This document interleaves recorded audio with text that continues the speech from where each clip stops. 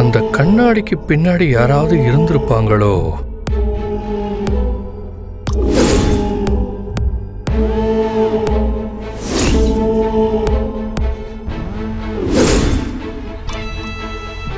அந்த துரைக்கு வேலையே இல்லை, ரொம்ப கஷ்டப்படுறதா சொல்லி தான் ஆஃபீஸ்க்கு வேலை கேட்டு வந்தான். இப்போ என்னடான்னா அவன் அக்கௌண்ட்டில் 5 லட்ச ரூபா பணம் டெபாசிட் ஆகுது. இவ்வளோ பெரிய அமௌண்ட்டை யாரும் சும்மா கொடுத்துருக்க மாட்டாங்க. அப்படின்னா கண்டிப்பாக அவனுக்கு பின்னாடி யாரோ இருக்காங்க. அது யாருன்னு கண்டுபிடிக்கணும். முதல்ல ஆஃபீஸ்க்கு போய் அவனுக்கு சேலரி எப்படி கிரெடிட் ஆகுதுன்னு தெரிஞ்சுக்கணும். என்ன விஷயம்னு சொல்லுங்க. நீங்க ஆதி சாரோட க்ளோஸ் ஃப்ரெண்டு தானே? இது கேட்கதான் இவ்வளோ தூரம் வந்தீங்களா? இது என்ன கேள்வி? ஆமா, நானும் ஆதியும் ஸ்கூல்ல இருந்து ஒன்னா தான் படித்தோம். இடையில கொஞ்ச நாள் போலீஸ் ட்ரைனிங் அது இதுன்னு நான் போனதுனால கொஞ்சம் டச் இல்லாமல் போயிடுச்சு. ஆதியும் நானும் குட் ஃப்ரெண்ட்ஸ் தான். ஆமா, இதெல்லாம் எது கேட்குறீங்க? காரணம் இருக்கு சார். உங்க ஃப்ரெண்டு ஆதி நல்லா இருக்கணும்னு நீங்க நினைச்சீங்கன்னா எனக்கு நீங்க ஒரு ஹெல்ப் பண்ணணும். ஆஃப்கோர்ஸ், உங்களுக்கு என்ன ஹெல்ப் வேணும்னாலும் கேளுங்க. துரைக்கு பின்னாடி யாரோ பெரிய ஆளுங்க இருக்காங்கன்னு நினைக்கிறேன்.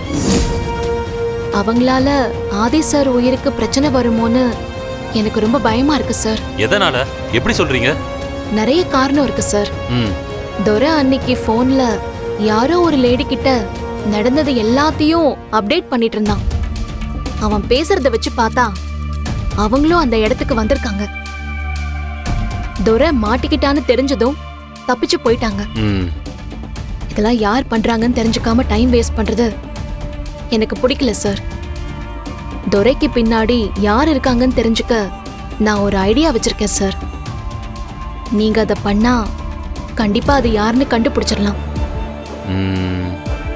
என்ன ஐடியான்னு சொல்லுங்க. லாக்அப்ல இருக்கிற துரைய நீங்க தப்பிக்க விடணும். உங்க பிளான் என்ன? முதல்ல துரைய லாக்அப்ல இருந்து தப்பிக்க விடணும் சார். அவன் ஸ்டேஷனை விட்டு கிளம்புன அடுத்த நிமிஷம் அவன் பின்னாடி யார் இருக்காங்களோ அவங்கள போய் மீட் பண்ண ட்ரை பண்ணுவான். அவன் யார மீட் பண்றான்னு தெரிஞ்சா இந்த விஷயத்துல அவனுக்கு பின்னாடி யார் இருக்காங்கங்கறத கண்டுபிடிச்சிடலாம் சார். ஓகே, நீங்க சொல்றது சரிதான். ஆனா துரை சாதாரணமான ஆளா இருக்கிற மாதிரி எனக்கு தெரியல. அவனை வெளியே விட்டா கண்டிப்பா அதுல ஏதாவது ஒரு உள்குத்து இருக்குன்னு சொல்லி கெஸ் பண்ணி அலர்ட் ஆயிடுவானே. அப்படியும் நடக்கலாம் சார். அதுக்கு தான் நான் ஒரு பிளான் வச்சிருக்கேன். நாமளே ரவுடிங்ல செட் பண்ணி துரைய ஸ்டேஷன்ல இருந்து தப்பிக்க வைக்கிற மாதிரி ஒரு டிராமாவை பண்ணிட்டா அவன் அந்த லேடி தான் இதை பண்ணிருக்காங்கன்னு நினைச்சு சந்தேகப்பட மாட்டான். ரொம்ப கேஷுவலா அவங்கள போய் மீட் பண்றதுக்காக போவான். அந்த டைம்ல நாம் அவனை கையும் களவுமா பிடிச்சு அரெஸ்ட் பண்ணிடலாம். மிஞ்சு மிஞ்சு போனா அவன் வெளியே இருக்க போறது 3 இல்ல 4 மணி நேரம் தான் சார். உங்களுக்கு இதுல எந்த ப்ராப்ளமும் இருக்காது. நல்லா யோசிச்சு பாருங்க சார். துரை இவ்ளோ தைரியமா இருந்து நான் பார்த்ததே இல்ல. பயந்துகிட்டே தான் இருப்பான் எப்பவுமே. அவன் தைரியமா இருக்கிறதுக்கு காரணம் அவனுக்கு பின்னாடி யாரோ பெரிய பவர்ஃபுல்லான ஆள் இருக்காங்க. அந்த தைரியத்துல தான் இவன் இப்படிலாம் பேசுறான். இந்த விஷயத்துல நாம கொஞ்சம் ரிஸ்க் எடுத்தாதான் சார் உண்மை என்னன்னு கண்டுபிடிக்க முடியும். ஏன்னா இது ஆதி சார் உயிர் சம்பந்தப்பட்ட விஷயம். இதை இப்படியே விட்டா அது வேற மாதிரி பிரச்சனையில கொண்டு போய் விடும் sir. Please sir. I understand Bharathi. உங்களுக்காகவும் ஆதிக்காகவும் நான் ரிஸ்க் எடுக்கிறேன். ரொம்ப தேங்க்ஸ் சார். இன்னொரு முக்கியமான விஷயம், இது ஆதி சாருக்கு தெரிய வேண்டாம். ஏன் அப்படி சொல்றீங்க? காரணம் இருக்கு சார். ஏற்கனவே அவரு நிறைய பிரச்சனைகளை ஃபேஸ் பண்ணிட்டு இருக்காரு. அவர்கிட்ட இப்ப சொல்றதை விட துரைக்கு பின்னாடி யார் இருக்காங்கன்னு தெரிஞ்சுக்கிட்டு சொன்னா நல்லா இருக்கும்னு எனக்கு தோணுது சார். நீங்க சொல்றதும் சரிதான். அப்படியே பண்ணிடலாம். Okay, thanks sir.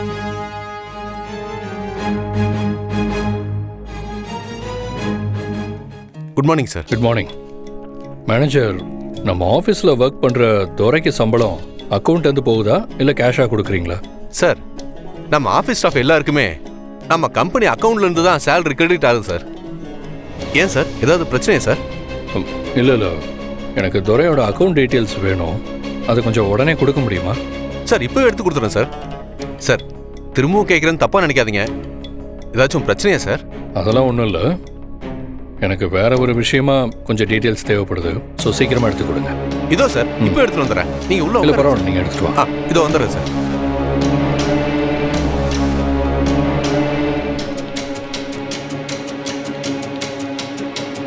இந்தாங்க சார். ஸோ இந்த பேங்க்குக்கு போய் விசாரிச்சா அந்த அக்கௌண்ட்டுக்கு யார் யார் பணம் போட்டிருக்காங்கன்னு கண்டுபிடிச்சலாம்ல? ஆமாம் சார். பேங்க்ல போய் நம்ம கம்பெனி பேரை சொல்லி மேனேஜரை பார்த்து கேட்டிங்கன்னா அவரே எல்லா டீட்டெயிலும் கொடுத்துருவார் சார். குட், எனக்கு இது போதும். சரி, தேங்க்யூ. Okay sir.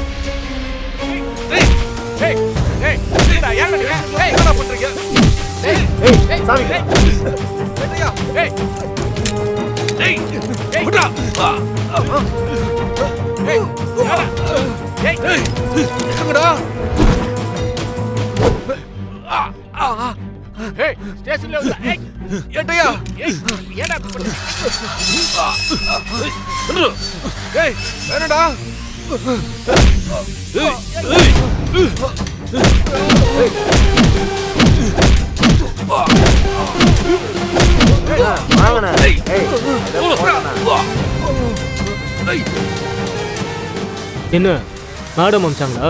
முதல்ல இங்கேருந்து தப்பிச்சு போய் மேடத்தை பாரு. உனக்கு ஜாமீன் ட்ரை பண்ணாங்க, கிடைக்கல. அதனால வேற வழி இல்லாமல் உன்னை இப்படி தப்பிக்க வைக்கிறோம். உடனே இப்போ போய் மேடத்தை பாரு. அவங்க அடுத்தடுத்து என்ன பண்ணணும்னு சொல்லுவாங்க. ம், போ.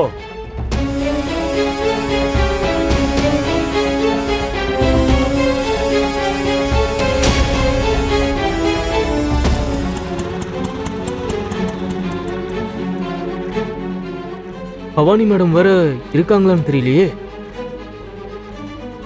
என்ன தப்பிக்க வர வச்சுட்டு எங்கேயும் போயிருக்க வாய்ப்பில்லை. நான் அவங்கள பார்த்து பேசியே ஆகணும். மேடம் எனக்காக போலீஸ் ஸ்டேஷன்ல பூந்து சம்பவம் பண்ண ஆளுங்களை அனுப்பியிருக்காங்க. இந்த போலீஸ்காரங்க வேற நம்மளை தேட ஆரம்பிச்சிருவாங்க. இப்போதைக்கு நம்ம சேஃப்டியா மறைஞ்சிருக்கிறதுக்கு ஒரு இடம் வேணும். இங்கதான்.